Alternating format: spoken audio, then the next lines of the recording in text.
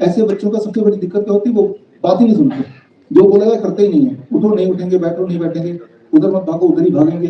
तो ये non compliance जो 40% बच्चों में था और उनमें 84% इंप्रूवमेंट का मतलब लगभग बच्चों की नॉन कंप्लायंस खत्म ही हो गई, लगभग। तो ये सेकेंडरी सिम्टम है। लेकिन इनमें तीसरी टर्शरी सिम्टम होती है, जैसे इन बच्चों में फिट्स पड़ते हैं या फिर इपिलेप्सी की दिक्कत होती है। इस ग्रुप में तो ये फिट्स पड़ने वाली दिक्कत अधिकतर बच्चों की थी, 74%, राइट, सबकी नहीं थी। और उनमें जो इंप्रूवमेंट था वो 35% हुआ, मतलब काफी सारे 1/3 बच्चों की इपिलेप्सी की दिक्कत खत्म हो गई, बाकियों की आधे खत्म हुई। लेकिन ये इस तरह से कॉन्स्टिपेशन एक मेजर प्रॉब्लम हुआ करता है इन बच्चों के बीच में। कॉन्स्टिपेशन किसी को भी हो सकता है, इसलिए इसको टर्शरी सिंड्रोम कहते हैं, लेकिन इनमें ज्यादा कॉमन होता है। तो ये आप देख रहे हैं कि ये ओवरऑल इंप्रूवमेंट जो हुआ वो 65% हुआ। तो इस तरह से उनकी जो थेरेपीज जो करते थे वो सारी छूट गई, जो डॉक्टर के बताए हुए थेरेपीज थे उनके अपने डॉक्टर्स के, उनकी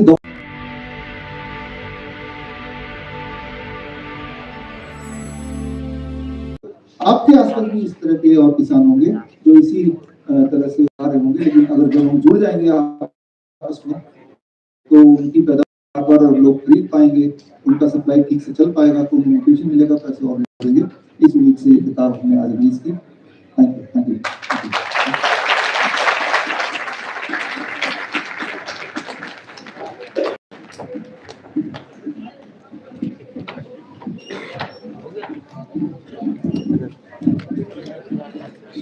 तो अब आपने जो देखा उसके आगे की कि हम ठीक कैसे करना उस पर बात कर रहे हैं।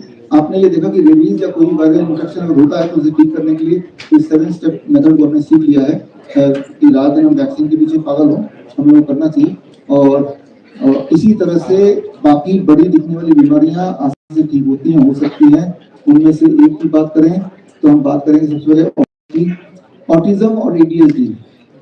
मैं तो ये चाहता हूँ जितने भी लोग मुझे यहाँ देख रहे हैं, सुन रहे हैं और बाकी लोग ऑनलाइन, कि हम सब एक मुहिम से जोड़ते हैं कि हमारे घर के आसपास कोई ऑटिज्म का बच्चा है, ADHD का बच्चा है, जो अभी आप देखने जा रहे हैं, उनके मुंह से जो सुनने जा रहे हैं, बस उतना ही उनको बोल देंगे पेरेंट्स को, उतने से ही बिना हमसे जुड़े वो ठीक हो सकते हैं वहीं के वहीं। गोल ये है कि जो जहाँ बैठा है वहीं ठीक हो जाए, दैट इज द गोल। तो उसके लिए अभी जो हमारा 15वां बैच चल रहा है, खत्म हुआ 15 बैच, पूरे 5000 में से हमारे हर बैच में करीब 250-300 बच्चे होते हैं, व्हाट्सएप ग्रुप से जुड़ते हैं। और ये जो लेटेस्ट बैच है उसकी रिपोर्ट मैं आपसे शेयर करना चाह रहा हूँ। 136 बच्चों ने पेरेंट्स इस बैच में जिन्होंने पार्टिसिपेट किया ऑब्जर्वेशन स्टडी में। सारे पेरेंट्स पार्टिसिपेट नहीं करते, बहुत सारे पेरेंट्स सोचते हमारा बच्चा ठीक हो गया है, हम ऑब्जर्वेशन स्टडी का पार्ट बनेंगे तो ये दर्ज हो जाएगा कभी ना कभी ऑटिज्म था। लेकिन ऑटिज्म था तो वो गलती ना तो पेरेंट्स की, ना बच्चे की, ना उनके जेनेटिक्स की, वो गलती उस पागल डॉक्टर की थी जिन्होंने इतने सारे वैक्सीन लगाए, राइट। ये बात हमें समझना होगा। तो जो जनवरी से मार्च महीने में जो बैच था हमारा, जिसमें 136 बच्चे जो ऑटिज्म और ADHD से पीड़ित थे, और ऑन एवरेज 44 डेज ही उन्होंने कैन प्रोटोकॉल फॉलो किया। वो कैन प्रोटोकॉल क्या आपको पता चलने वाला है। तो ये 136 बच्चे करीब आप देख रहे हैं कई सारे देशों से, Nepal, Canada, US, Turkey, Bangladesh, United kingdom, Georgia, अधिकतर बच्चे तो भारत से थे, लगभग हर प्रांत के। और उनमें फीमेल 20%, मेल 80%, और अधिकतर बच्चे आप देख रहे हैं 5 से 10 साल के रेंज में ही होते हैं, और 20 साल से ऊपर वाले बहुत के बराबर होते हैं, क्योंकि उस समय पे ये बीमारी थी नहीं, उस समय पे इतने वैक्सीन थे नहीं। और इन लोगों ने करीब neem therapy, DIP diet, sunlight exposure, coconut water, ये सब कुछ फॉलो किया। 73% फॉलो किया, 100% फॉलो नहीं किया, लगभग इतना फॉलो किया ऑन एवरेज। ये कैन प्रोटोकॉल है जो आप देख रहे हैं स्क्रीन पे। और उससे 44 डेज के अंदर उनके जो इंप्रूवमेंट्स हैं वो आपको दिखाई दे रहे हैं। जैसे कई बच्चे हैं इस ग्रुप में 51% बच्चे, 51% बच्चे ऐसे थे, आधे बच्चे ऐसे थे इस ग्रुप के जो ऐसे चलते थे, तो वॉकिंग कहते हैं। ये उनकी एक पहचान होती है, यानी कि तो वो ऐसे नहीं चलते हैं जैसे हम चलते हैं, वो ऐसे चलेंगे। तो उनमें 71% इंप्रूवमेंट हो गया, यानी कि 71% ऑन एवरेज बच्चों के तो वॉकिंग खत्म हो गई। ठीक इसी तरह से जो लिमिटेड आई कॉन्टैक्ट जो था वो 79% बच्चों का था इस ग्रुप में। 79% मतलब कि 79%, 100 में से करीब 79% लोग बच्चे ऐसे थे जो आई कांटेक्ट नहीं कर पाते थे। ऐसे बच्चों से बात करेंगे तो इधर उधर देख के बात करेंगे, आंखों से आंखें नहीं मिलाएंगे। लेकिन उनमें जो इंप्रूवमेंट हुआ लगभग 45% का आई कांटेक्ट वाली दिक्कत खत्म हो गई। और इस तरह से अगर हम एक उदाहरण के तौर पर लेना चाहता हूँ, हैंड क्लैपिंग, 69% बच्चे ऐसे थे जो हैंड क्लैपिंग करते रहते थे। ऐसे आप देखा होगा, बड़ा अजीब लगता है दिखने में, लेकिन उनमें से भी 42% उनमें इम्प्रूवमेंट आ गई। मतलब काफी बच्चों का ठीक हो गया, काफी बच्चों का ठीक होने के कगार पे है। सो इस तरह से आप देखेंगे ये सारे प्राइमरी सिम्टम्स होते हैं ऐसे बच्चों में। इकोलालिया, इकोलालिया का मतलब है कि जो भी आप बोलेंगे वही वो रिपीट करेंगे। आप बोलेंगे बेटा आपका नाम क्या है, वो बोल देगा बेटा आपका नाम क्या है। बेटा कहाँ रहते हो, वो भी यही बोलेंगे। तो that is how it is. Echolalia एक वन ऑफ द सिम्टम होता है। और इकोलालिया करीब 51% बच्चों में था उस ग्रुप में। उसमें जो इम्प्रूवमेंट है 35% है। याद रखिए 44 डेज में ही इम्प्रूवमेंट है। याद रखिए 73% इन्होंने फॉलो किया, 100% फॉलो भी नहीं किया, तभी रिजल्ट है ना। तो ये प्राइमरी सिम्टम्स हैं जिसमें इम्प्रूवमेंट।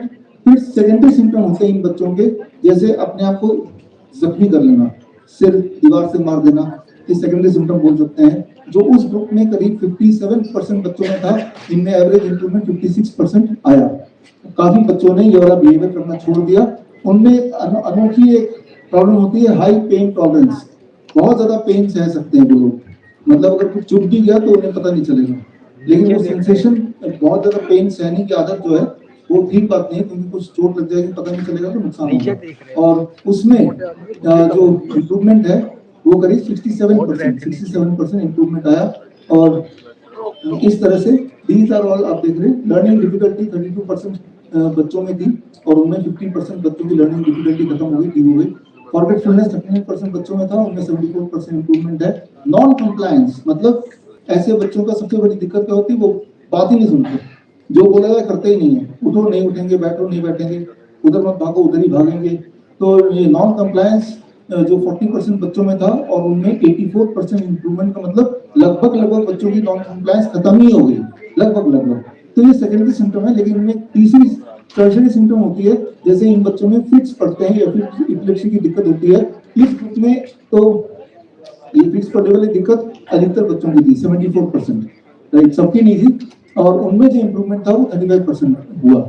मतलब काफी सारे 1/3 बच्चों की इपिलेप्सी की दिक्कत खत्म हो गई, बाकियों की आधे खत्म हुई। लेकिन ये इस तरह से कॉन्स्टिपेशन एक मेजर प्रॉब्लम हुआ करता है इन बच्चों के बीच में। कॉन्स्टिपेशन किसी को भी हो सकता है, इसलिए इसको टर्शरी सिंड्रोम कहते हैं, लेकिन इनमें ज्यादा कॉमन होता है। तो ये आप देख रहे हैं कि ये ओवरऑल इम्प्रूवमेंट जो हुआ वो 65% हुआ। तो इस तरह से उनकी जो थेरेपीज जो करते थे वो सारी छूट गई। जो डॉक्टर के बताए हुए थेरेपीज थे, उनके अपने डॉक्टर्स के, उनकी दवाइयां सारी छूट गई। अधिकतर लोग बच्चों की सारी छुड़वा दी हमने। और इस तरह से ये अब परिस्थिति है। बोलने का मतलब ये है कि घर बैठे ये कभी मिले नहीं। अभी इनमें से कुछ बच्चे आए हैं, अभी आपसे मिलेंगे, पहली बार मुझसे भी मिलेंगे। ऑनलाइन ही हमने एक दूसरे को देखा है। तो यानी कि जो जहां भी है वहीं रह के ही ठीक हो सकता है, और क्या करना है वो आपको आगे बताएंगे। और ये सारा तो इस किताब में लिखा ही है, जो हमारे आज कैन के कार के स्टूडेंट्स हैं, सर्टिफिकेशन इन ऑटिज्म एडीएचडी रिवर्सल, उनके स्टूडेंट्स अभी उन सब जो अगर अभी ऑटिज्म और एडीएचडी के बच्चे के पेरेंट्स इसको सुन रहे हैं, ऑनलाइन जो लोग देख रहे हैं, तो पहला स्टेप तो ये हुआ कि वो ये किताब खरीद सकते हैं। दुनिया में हर तरह के बड़े बुक स्टोर में मिलता है ऑनलाइन, हिंदी में, इंग्लिश में। फिर ये ट्रैकर डायरी है, इसके अंदर एक कूपन कोड है, उस कूपन कोड के माध्यम से विश्वरूप.com/autism में जाके आप हमसे जुड़ेंगे। फिर हमारी मेडिकल टीम, जिसको हेड करती है डॉक्टर कविता, यहीं पे है, हम आपको कांटेक्ट करेगी। फिर ये प्रोटोकॉल आप भी 1 महीने तक हमसे जुड़ के फॉलो करेंगे। तो इस तरह से हम ये करते हैं। तो खैर इस ग्रुप के जो बच्चे हैं, उनमें से जो बच्चे आए हैं यहाँ पे, उनमें से एक बच्चे से मैं आपको मिला रहा हूँ, और उस बच्चे से ऑडियो है ना, उस बच्चे का वियांश के पापा, वियांश वियांश के पापा, ए पापा, बिफोर है, वेरी गुड पापा, वेरी गुड पापा, आई लव यू पापा। तो ये वियांश, अजब, ये वियांश पहले का वियांश जो देख रहे हैं, और कैन प्रोटोकॉल फॉलो करने के बाद आपका वियांश आप देखने वाले हैं। आइए डॉक्टर नमिता। वियांश के जो पापा हैं वो बहुत इमोशनल हैं। रोज रात को मेरे को मैसेज करते हैं सोने से पहले, और हमेशा लिखते हैं। मैं कुछ मैसेजेस सुनाती हूँ इनके, वो यही नहीं करते, फैमिली सभी लोग मेरे को मैसेजेस करते हैं कि मैम होप वापस आ गया, विश्वास वापस आया, लाइफ में बहुत पैसा थेरेपीज पर वेस्ट हुआ, बिना कोई मतलब कि आप लोग हमारी हेल्प कर रहे हैं, दिवाली आपकी वजह से इस बार हमारे घर होगा। अब वियांश भजन सुनने लगा है, पूजा करने लगा है. You are making our life full of happiness. When we lost all hope, you came into our life. तो आज यहाँ से सुनते हैं. पापा से सुनते हैं. सबसे पहले तो मैं डॉक्टर बियासी सर और नमिता मैम और वंशिका मैम सारी टीम को बहुत बहुत धन्यवाद देना चाहती हूँ कि उनके वजह से ही मेरा बच्चा आज इतना इम्प्रूवमेंट किया है. तो उसको तो प्रॉब्लम थी, जैसे आप लोग को जानते ही हैं, उसको तो मेन प्रॉब्लम थी, पर स्पीच की ज़्यादा इशू था, बोलता भी नहीं था स्टार्टिंग से, और फिर आई कॉन्टैक्ट भी नहीं था. अब तो बहुत हद तक बहुत है, वो बस की वजह से कहने के लिए तो बहुत कुछ है, पर समझ में नहीं आ रहा क्या बोलूं.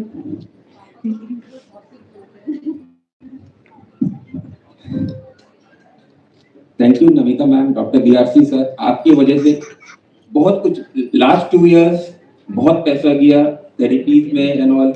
बस ये 3-4 महीना में बस बियांश के speech, eye contact, hand clapping, बहुत कुछ इम्प्रूवमेंट हुआ. अभी और बहुत बाकी है. अभी तो मैजिक का एकदम बिल्कुल विश्वास नहीं होता है कि हाँ बिल्कुल मैजिक हुआ है. एकदम सर मैम लोग मिलकर एकदम मैजिक हुआ है. बिल्कुल भी नहीं था, स्पीच नहीं था. सडनली ये 3 महीने में ही बस प्रोटोकॉल फॉलो करने पे और सब करने पे ये 3 महीने में ये बोलने लग गया. ये सिर्फ मम्मा और पापा ही बोलता था, और फिर उसके बाद ये अब बहुत सारे शब्द बोलता है. हाँ पूरी तरह से तो नहीं बोल पाता है, पर हाँ बहुत अच्छा बोलता है. जहाँ तक मैंने देखा है, जो बचपन से देखते आ रही हूँ, वो तो एकदम अब तो बिल्कुल नहीं है. बहुत है, बहुत इम्प्रूवमेंट है.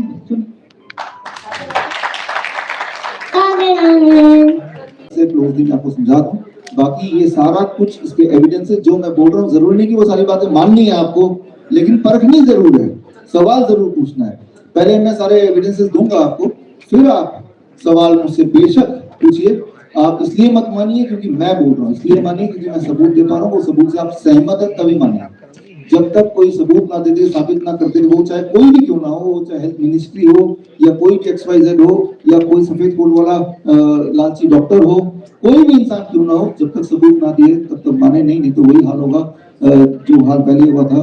दवाई भी, चढ़ाई भी, ये सारे डायलॉग तो आपको याद ही है, आपको रटा दिए गए थे आपके मोबाइल में. तो वही वाला हाल दोबारा हो जाएगा.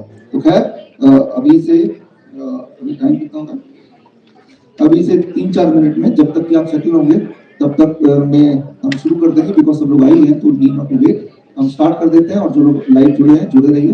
ये स्टार्ट.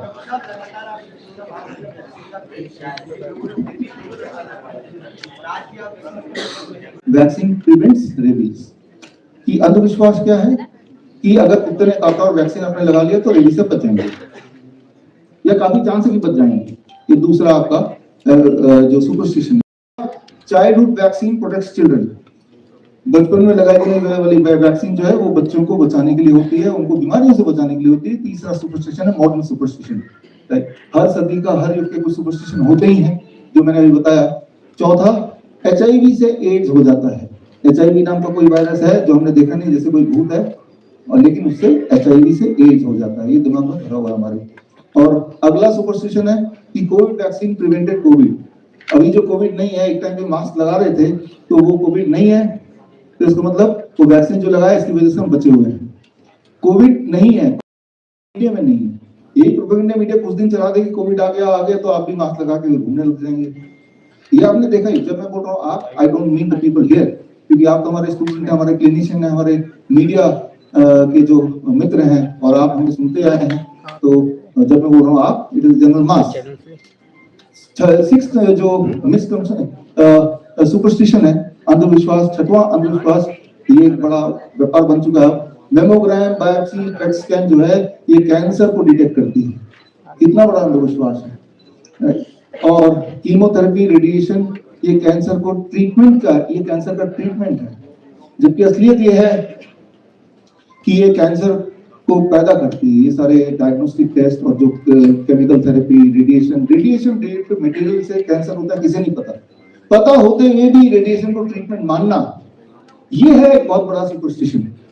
और इस सुपरस्टिशन को कोई अगर चैलेंज करे कोई इसके खिलाफ कुछ भी बोलेगा तो पूरी जो उनकी कम्युनिटी है जिनको इस सुपरस्टिशन से फायदा हो रहा हो, जैसे एक टाइम पे पंडितों को फायदा होता था, घर में कुछ भी दुख दर्द हो तो पंडित को दक्षिणा देंगे तो ही वो दुख हरेगा, है ना। तो अगर ये सुपरस्टिशन अगर किसी ने इसके खिलाफ बोला तो सारे पंडित कम्युनिटी एक हो जाते थे, पुरानी बात है।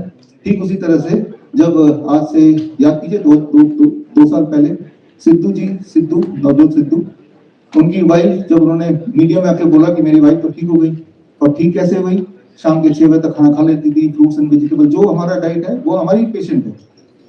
और उससे भी 1.5 साल पहले उन्होंने सारा डाइट प्लान जो आप सबको पता ही है लिया, और उसके बाद फिर दोबारा कभी बातचीत नहीं हुई।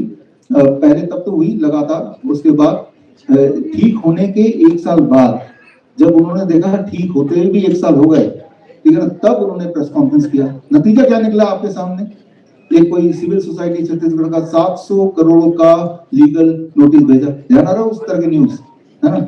लेकिन अब आप भूल चुके हैं वो लीगल नोटिस तो हुआ क्या, लेकिन लीगल नोटिस का मकसद सिर्फ इतना था कि प्रोपेगेंडा मीडिया में जब ये चलेगा तो लोगों के दिमाग में याद आएगा कि लीगल नोटिस भेजा गया, कोर्ट का मामला, इसलिए इसका मतलब सिद्धू जो बोल रहे हैं वो सच नहीं भी हो सकता है, ये तो लीगल नोटिस क्यों आएगा। लेकिन अगर वो ऐसा झूठ होता तो वो 700 करोड़ का क्या हुआ उस केस का, वो तो केस 700 करोड़ सिद्धू को देने पड़ते या माफी मांगनी पड़ती, कुछ तो होता। जब ये नोटिस का मुझे पता चला तो मैंने उसी छत्तीसगढ़ सिविल सोसाइटी को 7,000 करोड़ का नोटिस दे दिया, लीगल नोटिस बदले में। तो जब 7,000 करोड़, और उसके बाद हमने देखा, तब भी हमने ऐसा प्रेस कॉन्फ्रेंस किया था, तब उसके बाद से वो जो लीगल नोटिस का प्रोपेगेंडा मीडिया में चल रहा था वो खेल बंद ही हो गया। तो मैं आपको सिर्फ इतना बताना चाह रहा हूँ कि जब भी कभी आप इन किसी भी स्थिति में रहते हुए युग में अगर कोई सुपरस्टिशन के खिलाफ बोलेगा, सच्चाई बताएगा, तो जिनको सुपरस्टिशन होता है वो एक कम्युनिटी है, एक ग्रुप है, वो विरोध करेंगे तो मान के चलिए, ठीक है। तो 7वां जो बड़ा सुपरस्टिशन है आज का मॉडर्न टाइम का, autism and ADHD are genetic and incurable disease. अगर किसी बच्चे को ऑटिज्म हो गया है, किसी को एडीएचडी है, ऑटिज्म होता गया है, ये समझिए। अगर किसी की बच्चे की उम्र 10 साल है लेकिन उसका दिमाग की उम्र 2 साल है तो ये ऑटिज्म है। तो बच्चे की शरीर तो बड़ा है लेकिन उसकी हरकतें 2 साल वाले बच्चे की। 2 साल वाला बच्चा क्या करेगा, वो आपकी बात सुनेगा नहीं, कहीं भी चला जाएगा, ये माइक उठा लेगा, आपके पास जाके बैठ जाएगा, रोने लगेगा, खाना मांगेगा, अपने कपड़े खुद नहीं पहन सकता। तो 10 साल की उम्र तो है, बॉडी तो है, लेकिन अगर उसकी मेमोरी, ब्रेन 2 साल का, दैट इज ऑटिज्म। एडीएचडी क्या है, समझने की आसानी से कि बॉडी तो इंसान की है लेकिन उसके अंदर जो आत्मा है वो बंदर की है। मान लो यहाँ एक बंदर आ जाए तो क्या करेगा वो, आप प्रिडिक्ट ही नहीं कर पाएंगे। क्यों, आपके ऊपर कूद जाएगा, क्यों ये माइक उठा के किसी को फेंक देगा, क्यों आपका चश्मा उधर निकाल के ले लेगा, निकाल के उधर जाके लिटरली चढ़ जाएगा इसके ऊपर। एडीएचडी के बच्चे चढ़ जाते हैं, जहां भी जगह मिलती है चढ़ जाते हैं, जैसे इसके ऊपर चढ़ सकता है वो चढ़ने की कोशिश कर सकता है, फिर गिरेगा, तो यह है एडीएचडी। तो जब भी ऐसे सिम्टम आते हैं तो उनके पेरेंट्स को बोल दिया जाता है आज ये जेनेटिक है। जेनेटिक मतलब आज जो आपकी बच्चे की हालत है उसके लिए हम जिम्मेदार नहीं है, जिम्मेदार है आपके पुरखे और पुरखों के पुरखे। अब जब बात पुरखों पे डाली दी है तो पेरेंट्स बोलेंगे भी क्या, तो जब भी कुछ समझना है जेनेटिक वर्ड घुसा दो, है ना। अगर ये जेनेटिक है तो 40 साल पहले एडीएचडी ऑटिज्म क्यों नहीं था, तब भी तो आपके पुरखों के बच्चों के बच्चे थे ही। आप मुझे पूरे देश में 40 साल से ऊपर उम्र का एक भी ऑटिज्म का बच्चा दिखा दो, बच्चा अभी तो 40 साल का इंसान हो गया होगा वो, लेकिन ऑटिज्म तो क्योरेबल नहीं है, दिखा दो आप, एक भी दिखा दो पूरी दुनिया में। आप जो भी दिखाओगे वो 20 साल के नीचे होंगे, हद से 24 साल के होंगे, उससे ऊपर के नहीं होंगे। जैसे जैसे नंबर ऑफ वैक्सीन बच्चों में बढ़ती गई, जब मैं पैदा हुआ था 3-4 वैक्सीन लगे थे, हमारी बॉडी ने झेल लिया। आज के बच्चे जो पैदा होते हैं 30-40 वैक्सीन लग जाते हैं, बॉडी नहीं झेल पाती अधिकतर बच्चों की, और जो बच्चे झेल नहीं पाते तो as a result of that आज की तारीख में हर 10 में से एक बच्चा एडीएचडी, हर 100 में से एक बच्चा ऑटिज्म। भारत का मैं फिगर बता रहा हूँ, यूएस में तो 70 वैक्सीन लगते थे पिछले जनवरी से पहले तक, 70, और यूएस में हर 12 में से एक बच्चे को ऑटिज्म है, 12 में से, राइट। तो फिर ट्रंप ने 21 जनवरी को से पहले ऐलान किया कि बच्चों को 60 वैक्सीन नहीं लगाने, 60 हटा दिया। क्यों, क्योंकि बच्चों को ऑटिज्म हो जाती है, कारण भी दिया उन्होंने, है ना। तो जहां से वैक्सीन आया है वही देश वैक्सीन को हटा रही है। इससे आपको समझ आ रहा होगा कि ये रियल महामारी है, लेकिन इंपॉर्टेंट बात यह है कि ये ठीक हो सकती है। आज ऐसे बच्चों से आप मिलेंगे जो इसके शिकार हुए, वैक्सीन की वजह से हेल्दी तो पैदा हुए थे, लेकिन उसके बाद जो भी कुछ उन्होंने किया, हमारे यहाँ पे जो certificate in autism and ADHD university के स्टूडेंट्स हैं, उनको उन्होंने ये सारा कुछ सीखा है। अभी तो आपका कॉन्वोकेशन है, कॉन्वोकेशन के लिए आप आए हैं, आपने तो सारा सीखा है, तो आपने देखा है किस तरह छोटे बच्चे ऑटिज्म वाले थोड़े दिनों के अंदर पूरी तरह ठीक हो सकते हैं। ऐसे बच्चे यहाँ भी हैं, आपको मिलाऊंगा भी, वो मिलेंगे भी आपसे, स्टेज पे भी आएंगे थोड़ी देर बाद। तो खैर, जब भी कभी इतिहास में देखा गया है, अगर उस वक्त के जो मौजूदा जो परिस्थिति थी, उस परिस्थिति में अगर किसी ने किसी सुपरस्टिशन को, उस वक्त की जो सुपरस्टिशन थी, उस वक्त अंधविश्वास को चैलेंज किया, तो पूरी एक कम्युनिटी जिनको फायदा हो रहा होगा वो अपोज करेगी, विरोध करेगी, उसे दबाएगी। ये जो ऑटिज्म की इंडस्ट्री है भारत में करीब 4 लाख करोड़ का है, 4 लाख करोड़। ये 4 लाख करोड़ जिन जिन के जेल में जाते होंगे उनको ये कॉन्फ्रेंस पसंद नहीं आएगा। सोच के देखिए, अगर ऑटिज्म और एडीएचडी के बच्चे यूं ही ठीक होने लगे, घर पे ठीक होने लगे, तो वो जो 4 लाख करोड़ पर ईयर का जो इंडस्ट्री है वो धराशायी हो जाएगा। तो वो इंडस्ट्री क्या करेगी? कैंपेन करेगी, नेगेटिव कैंपेन कर ही रही है हमारे खिलाफ, है ना, वीडियो डालेगी, नीम खाने से कुछ होता नहीं है, ये तो झूठ बोलते। हमने उनको चैलेंज किया कि हमारे कॉन्फ्रेंस में आइए, नहीं आते तो लाइव जुड़िए, हमारे बच्चों से मिलिए, सारा डेटा लेके मैं आया हूँ। ये डेटा मेरे पास है पेन ड्राइव में, हमारे 5000 बच्चे, 5000 बच्चे, 5000, और ये डेटा में उनका फोन नंबर है, उनका एड्रेस है, पहले की परिस्थिति है, अभी की परिस्थिति है, पहले का मेडिकल रिकॉर्ड्स है, जो कि मेडिकल रिकॉर्ड को हम बदल ही नहीं सकते, स्पेशल स्कूल में जाते हैं वो सारा कुछ है, क्या क्या दवाइयां उन्होंने ली, कौन कौन सी वैक्सीन ली, एवरीथिंग इज देयर है। हमने इस कॉन्फ्रेंस से पहले हमेशा की तरह जितने भी मेडिकल एसोसिएशन हैं भारत में, मेडिकल काउंसिल्स है, हेल्थ मिनिस्ट्री है, सबको पत्र लिखा विद एक्नॉलेजमेंट डाला, होता ना रजिस्टर्ड पोस्ट विद एक्नॉलेजमेंट, ताकि वो डिनाई ना कर पाए कि हमें तो पत्र मिला ही नहीं। ईमेल भी दिया कि आओ हमारे कॉन्फ्रेंस में, देखो हमारे बच्चे ठीक हो रहे हैं, लेकिन यहाँ है कोई आया नहीं अभी तक। आया क्या? किसकी सीट के आसपास देखिए, ऊपर नीचे आ नहीं सकते, क्योंकि ये सत्य है, विरोध कर सकते हैं, बोलेंगे हमारे पास समय नहीं है। जब वीडियो बना रहे हैं हमारे खिलाफ तब कैसे समय है? तो उससे अच्छा सारे लोग एक बार आ जाओ, हो सकता है मैं गलत हूँ, तो आके आप ये सिद्धि कर दो गलत है, कम से कम लोगों को क्लैरिटी तो होगी, क्लियर तो होगा। आने नहीं वाले बिकॉज ये सत्य है, लेकिन इस चीज के लिए हमें और आपको, हमारे जो स्टूडेंट नए बने हैं, हमारे जो क्लिनिशियन, आपको तैयार रहना चाहिए कि आप एक ऐसा काम कर रहे हैं जो मेन स्ट्रीम का काम नहीं है, जो अंधविश्वास को ठीक करने वाला काम है। तो उस काम में बाधाएं आएंगी, जैसे गैलीलियो का आया था 1633 में, जब उन्होंने पहली बार वह बताया दुनिया को कि अर्थ के चारों तरफ सूर्य नहीं घूमता है, अर्थ सूर्य के चारों तरफ घूमता है। जब पहली बार बताया था तो उस वक्त रोमन कैथोलिक चर्च, जिनका ये बिलीफ सिस्टम था कि अर्थ सेंटर पॉइंट है और चल रहा है करीब 1 बूंद तो निकल ही गया है। मैक्सिमम 2 बूंद से ज्यादा नहीं होना चाहिए। और अब इसके बहुत अच्छे से मिक्स करना है। ये बड़ा टेस्टी सा चटनी बढ़िया है, कोई ट्राई करना चाहेगा? जरूरी नहीं कि कुत्ता काटे तभी खाना है इसको, ऐसे भी खा सकते हैं। कौन कौन ट्राई करना चाहता है? आप में से है कोई? आइए बताइए सर कैसा लगा? और वो ट्राई करना चाहता है? आइए आइए, इसकी जो बनी गई है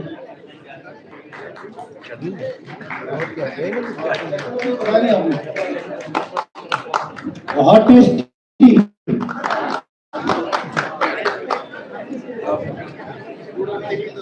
तो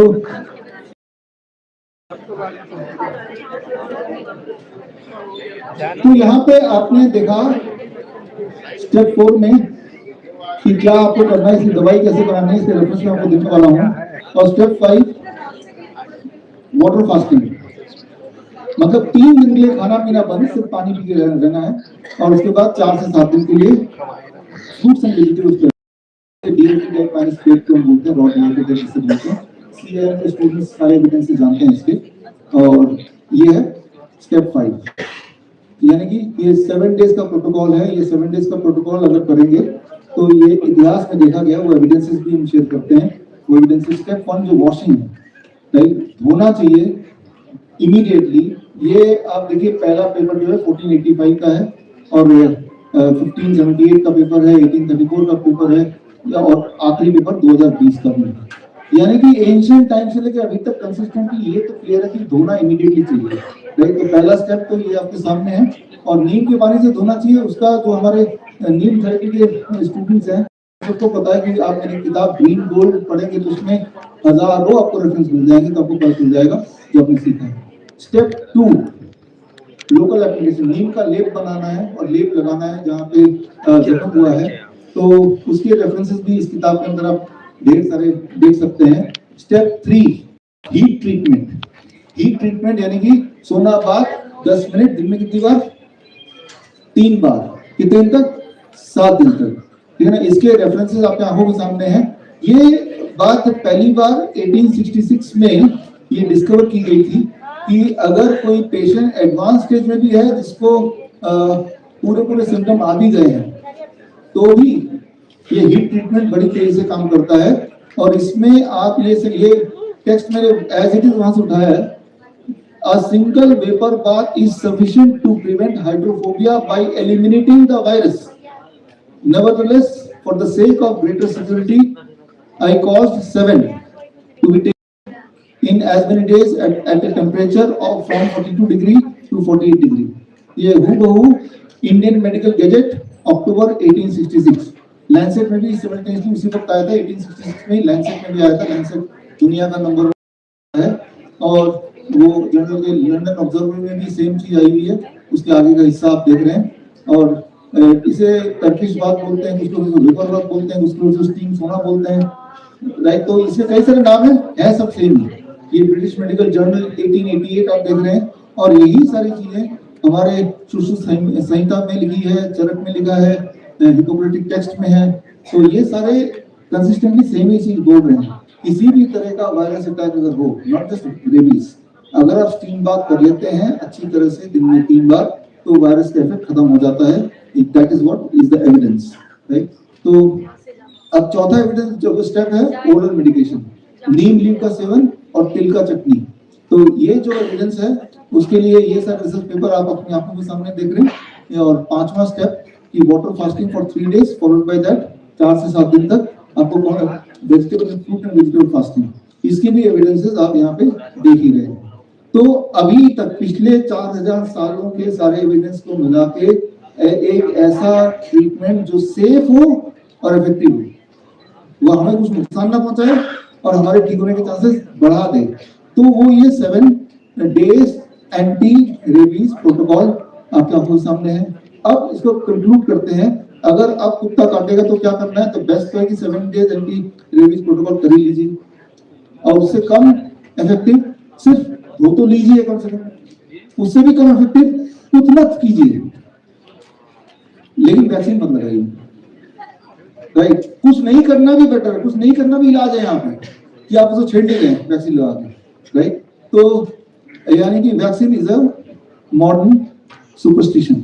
फिर से हम बात करें रेबीज की वैक्सीन की या फिर से हम बात करें आजकल के एचपीवी वैक्सीन की। एचपीवी वैक्सीन आपको बोला जा रहा है कि एचपीवी वैक्सीन क्यों लगाना चाहिए कि आने वाले दिनों में 30 साल बाद आपको सर्वाइकल कैंसर ना हो, ये बोला जा रहा है ना। लेकिन आज से 20 साल 30 साल पहले जिन लोगों ने ये लगाया था उनको तो आज सर्वाइकल कैंसर नहीं होना चाहिए। तो लेकिन ये सबूत आपको मैं दिखा रहा हूँ, ये सबूत देखेंगे, ये 2006 का रिपोर्ट है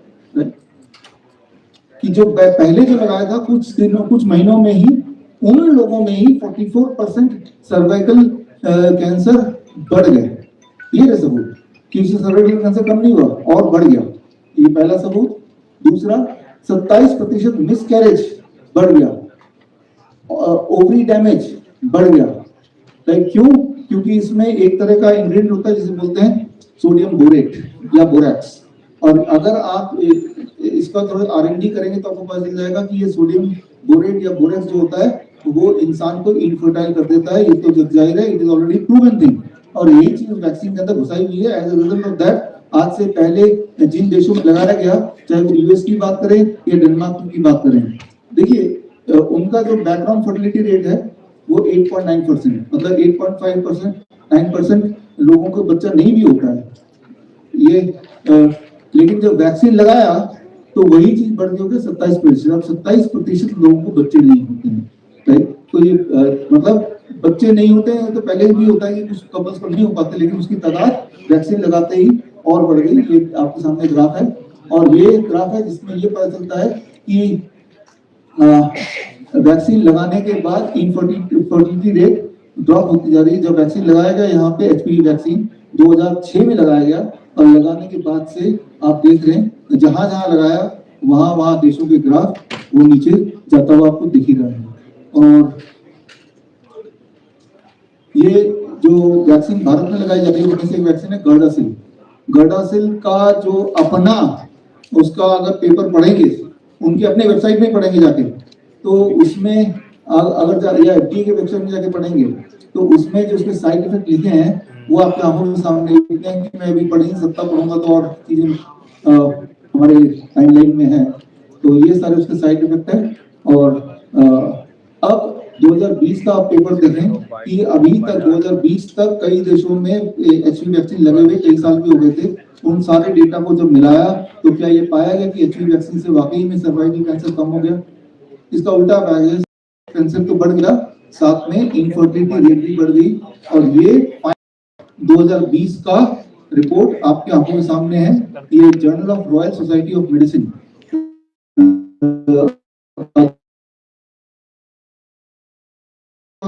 विश्व.com/एचपीवी में जाएंगे तो पेपर वगैरह सारे स्लाइड ये मिल जाएंगे आपको। ये तो थोड़े से स्लाइड ऐसे भरपूर और स्लाइड भी मिलेंगे, इससे आपको पता चल जाएगा कि अभी जो टीम चल रहा है, जबकि हम यहाँ बैठे हैं, इस वक्त हम बैठे हैं इसी वक्त भारत के कई सारे स्कूलों में छोटे बच्चों को राइट नाउ यही वाला वैक्सीन लगाया जा रहा है, राइट नाउ, राइट। तो कंप्रोमाइज नहीं करता ना। अब अगर सर्वाइकल कैंसर से आपको बचाव करना ही है तो क्या उसका कोई उपाय है? इस पे रिसर्च हुआ, और ये रिसर्च भारत पे हुआ, और ये रिसर्च पेपर है 2013 की। और उस रिसर्च से निकल के आया कि अगर हम अपने खाने और पीने को साफ सुथरा कर लें और न्यूट्रिशन को इम्प्रूव कर लें तो सर्वाइकल कैंसर या कोई और कैंसर के होने के चांसेस अपने हो जाते हैं। सर्वाइकल कैंसर जो है वो हाइजीन कैंसर है। आप न्यूट्रिशन को ठीक कर लो, को क्लीन कर लो, गंदगी हटा दो, तो ये नहीं हो सकता। ये रहा भारत के ऊपर जो